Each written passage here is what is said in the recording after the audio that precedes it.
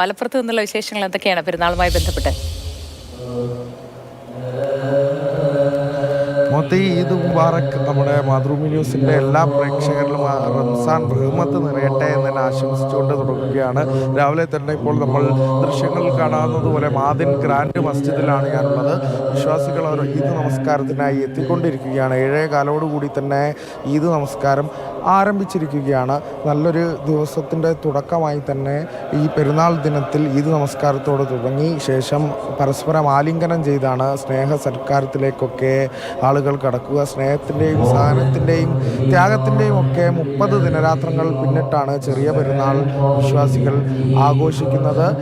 റംസാനിലെ 1-ാം രാവ് മുതൽ തന്നെ ആദ്യ വെള്ളിയാഴ്ചയും പിന്നിട്ട് 27-ാം രാവിലെ ശ്രേഷ്ഠമായ ലൈലത്തുൽ ഖദറും കടന്ന് അവസാന വെള്ളിയാഴ്ചയും പിന്നിട്ടുള്ള 30 ദിനരാത്രങ്ങൾ പല സന്ദേശങ്ങളും ഉൾക്കൊള്ളുന്നതാണ്. ഇഫ്താർ സംഗമങ്ങൾ ഉൾപ്പെടെ ഒത്തൊരുമയുടെയും സഹോദര്യത്തിൻ്റെയും ഒക്കെ സന്ദേശം വിളിച്ചോതുന്നതാണ് റംസാൻ. ഇന്നത്തെ കാലത്ത് ഉണ്ടാകുന്ന പല സംഭവങ്ങളിലും മാസത്തിന് പുണ്യമാസത്തിന് നൽകാനുള്ള സന്ദേശത്തിന് വലിയ പ്രസക്തി കൂടിയുണ്ട്. അത്തരത്തിലുള്ള ഈദ് സന്ദേശങ്ങളാണ് നമ്മൾ കണ്ടതും.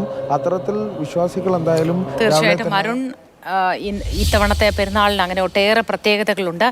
എല്ലാവരും സന്തോഷത്തോടു കൂടി പെരുന്നാൾ ദിനം ചിലവിടട്ടെ എന്ന് ആഗ്രഹിക്കുന്നു.